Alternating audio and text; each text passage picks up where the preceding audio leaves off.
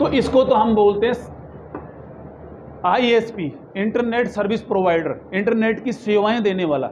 इसको बोलते हैं मेन कंप्यूटर, इसको बोलते हैं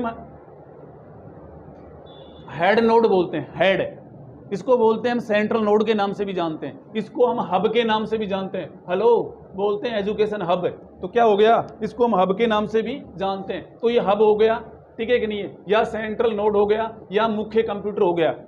अब मुख्य कंप्यूटर क्या होता है, ऐसा कंप्यूटर जो नेटवर्किंग के अंतर्गत जुड़े हुए विभिन्न कंप्यूटरों को जो कंप्यूटर सेवाएं देता है उसे हम क्या कहते हैं, सेंट्रल नोड या मुख्य कंप्यूटर।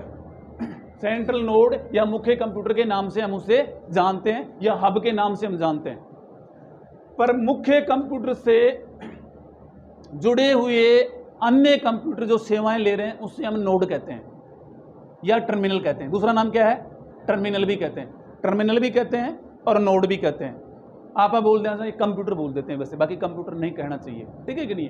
तो जुड़े हुए विभिन्न कंप्यूटर नोड कहलाते हैं और क्लाइंट भी कहलाते हैं। तीन नाम है इसके, हम नाम में ही कन्फ्यूज हो जाते हैं। मुख्य कंप्यूटर से, हब से, सेंट्रल नोड से या मेन कंप्यूटर से जो जुड़े हुए विभिन्न कंप्यूटर हैं उसे क्लाइंट या नोड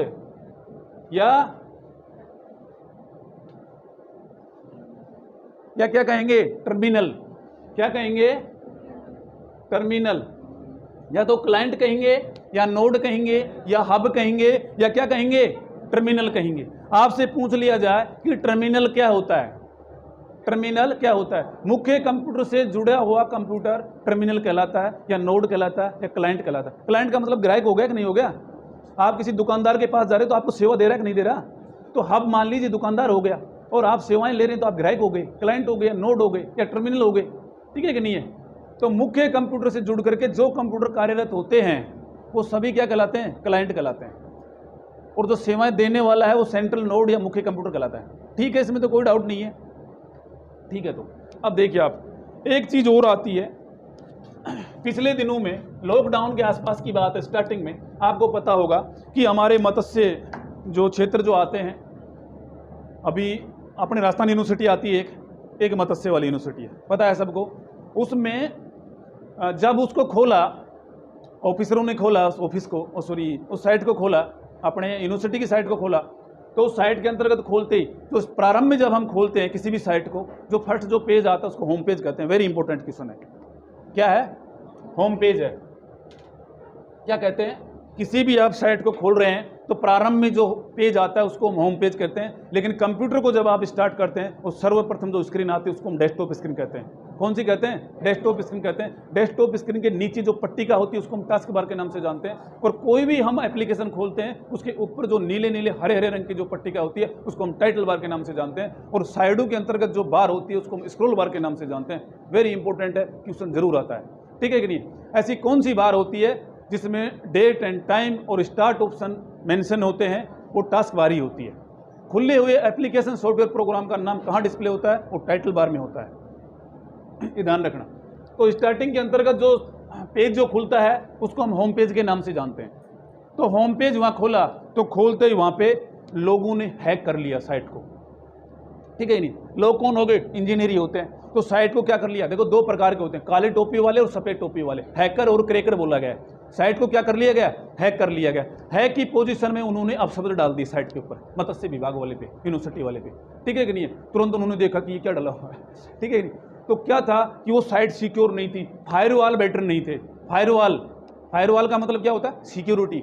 हमारे जैसे कि कोई भी चीज़ है उसकी हम बाउंड्री बना देते हैं, है ना। सिक्योरिटी नहीं बोलते कि हमारे कोई बड़ा नेता है ना, आज भी हमारे कोई बड़ा नेता है। तो ये ऐसे क्या होता है, सिक्योरिटी के लिए वो जैसे बोलते हैं कि साहब ये पता नहीं अलग अलग सिक्योरिटी है ना, Z+ सिक्योरिटी है, ऐसा है। तो यहाँ पे क्या है कि हमारे SBI जो बैंक है उसकी बहुत अच्छी फायरवॉल है, बहुत अच्छी सिक्योरिटी है। तो ऐसे ही यहाँ पे सिक्योरिटी हम कैसे माने, इंटरनेट के माध्यम से होती है वो। तो होता है HTTPS, ये छोटा एस होता है ऐसे, जहां एस लगा हुआ है इसका मतलब है हाइपर टेक्स्ट ट्रांसफर प्रोटोकॉल, ठीक है नहीं। एक होता है HTML, hyper text transfer protocol,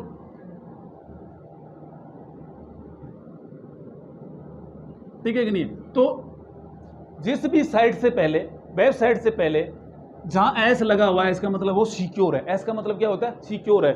आपसे क्वेश्चन पूछा जा सकता है, पूछा भी गया है, हेलो, पूछा भी गया है। क्या पूछा गया है?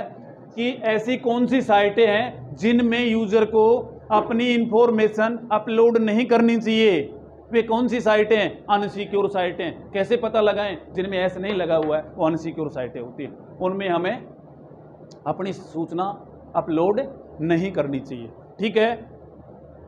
एक होता है साइट में आगे .com से होता है, ये आप देख लेना, बुक में भी डला हुआ है। .com का मतलब होता है कॉमर्शियल साइट है ये, जैसे खरीदने बेचने संबंधित, शेयर मार्केट संबंधित, आप लोग देख लेना। .edu है वह एजुकेशन संबंधित होती है। अभी हाल ही में पूछा गया है राजस्थान पुलिस में कि .org किससे संबंधित है? ऑर्गेनाइजेशन संबंधित। 13 तारीख की फर्स्ट बैच में पूछा गया है .org किससे संबंधित है? ऑर्गेनाइजेशन संबंधित, संगठन से संबंधित है भाई। किससे संबंधित है? और सेना से संबंधित NIC आएगा। तो .co डोमेन नेम होता है, .edu भी डोमेन नेम होता है। इन चीज़ों को आप लोग ध्यान रखें। एक होता है कि निम्नलिखित में से कौन सा पासवर्ड स्ट्रॉन्ग है, जिसमें अल्फाबेट भी हो, जिसमें 0 to 9 भी हो, जिसमें विशेष प्रकार के चिन्हों का प्रयोग भी किया गया हो। वो क्या है? सबसे सिक्योर पासवर्ड है। स्मॉल लेटर, कैपिटल लेटर हो, डिजिटल हो, विशेष प्रकार के नंबर साइन, हैश साइन या @ का प्रयोग किया गया हो। ठीक है कि नहीं है? तो किसका इस्तेमाल किया जाएगा? निम्नलिखित में से कौन सा पासवर्ड स्ट्रॉन्ग है? या कई बार पूछ ले जाता है कौन सी ईमेल सही है, नहीं @ लगा हुआ है तो ईमेल आप मान लेना कि ईमेल है, अदरवाइज नहीं। और देखता हूं मैं क्या है। हाँ, बीच में एक और रह गया। एक मैंने बताया था, एक्सप्लोरर की बात कर रहा था मैं। तो देखो, कंप्यूटर के अंतर्गत जो विंडोज ऑपरेटिंग सिस्टम होता है, तो विंडोज ऑपरेटिंग सिस्टम का जो एक्सप्लोरर है, स्टार्टिंग के अंतर्गत क्या आया? मोजेक आया, नेटस्केप नेविगेटर आया, इंटरनेट एक्सप्लोरर आया, और इसके पश्चात 2007 तक की जो विंडो आई उसमें इंटरनेट एक्सप्लोरर ही था। आपको पता होना चाहिए क्या था? इंटरनेट एक्सप्लोरर ही था। लेकिन दिक्कत आती थी, इंजीनियर बोलते थे कि भाई जी पायरेटेड विंडो ले लो या ओरिजिनल ले लो। लेकिन समस्या कहाँ आ रही है? हमारे को तो जो ब्राउजर होता है ना, वो अलग से डाउनलोड करना पड़ता है। इसलिए विंडोज 10 के अंतर्गत बहुत शानदार फीचर दी गई, और वो शानदार फीचर कौन सी थी? Microsoft Edge. माइक्रोसॉफ्ट एज एक ब्राउज़र है, बहुत अच्छा ब्राउज़र है, जिसको 2010 में बनाया गया है। 2007 तक के ऑपरेटिंग सिस्टम में इसको परिमार्जित किया गया, परिष्कृत किया गया, 2010 में इसको रखा गया। आपसे पूछा जा सकता है ऐसा कौन सा ऑपरेटिंग सिस्टम है जिसके अंतर्गत माइक्रोसॉफ्ट एज को डेवलप किया गया? तो 10 है। या 10 में कौन से ब्राउज़र को अपडेट किया गया? उल्टा ले लिया जाए तो क्या बोलोगे? माइक्रोसॉफ्ट एज है। कोई दिक्कत है? ठीक है। अब देखें, इसके पश्चात माइक्रोसॉफ्ट विंडोज 10 में ही, विंडोज 10 के अंतर्गत ही किसका इस्तेमाल किया गया? कोरटान का इस्तेमाल किया गया। कोरटान क्या होता है? एक सर्च बॉक्स की तरह काम करता है। एक सुविधा दी गई है जो क्या करता है? सर्च बॉक्स की तरह काम करता है। ठीक है कि नहीं? और देखिए आप लोग, एक उसमें दिया गया सिस्टम ट्रे। सिस्टम ट्रे का मतलब क्या होता है कि जितने भी प्रोग्राम हैं, ठीक है कि नहीं, वो एक तरह से जैसे अपन मिनिमाइज नहीं करते, मिनिमाइज करने के बाद उसमें छुप जाते हैं, ऐसे ही सिस्टम ट्रे के अंतर्गत छुप जाते हैं। आपके पास एक ट्रे है जिसमें बहुत सारे कप होते हैं, 20 लोग हैं तो 20 लोग उसमें उठा लेंगे, तो उस एक ट्रे के अंतर्गत समाये हुए हैं। ऐसी सुविधा की विंडोज 10 के अंतर्गत दी गई है। कोरटान की सुविधा भी दी गई है, माइक्रोसॉफ्ट एज की भी दी गई है, और इसकी भी दी गई है। और देख लेता हूँ मैं इंपॉर्टेंट इसमें क्या क्या कर रखा है। वैसे तो बहुत कुछ है बताने के लिए। एक विंडो डिफेंडर होता है। विंडो डिफेंडर क्या होता है? ये एंटीवायरस होता है। विंडो के अंतर्गत जो विंडो 10 है उसमें विंडो डिफेंडर की भी सुविधा दी गई है कि जिसके अंतर्गत वायरस प्रवेश ना कर सके, विंडो डिफेंडर के नाम से जाना जाता है। ऑनलाइन डाटा का प्रबंध और रख रखाव किया जाता है, गूगल ड्राइव में किया जाता है। ठीक है कि नहीं? अब वो तो देखो प्रैक्टिकल में पता चलेगा आपको। एक लेफ्ट होता है, एक राइट होता है, एक सेंटर होता है, एक जस्टिफाई होता है। जस्टिफाई का मतलब होता है कि आगे पीछे कोई भी लाइनें नहीं हो, बिल्कुल फिक्स हो जाए पैराग्राफ के रूप में, उसका मतलब होता है जस्टिफाई का।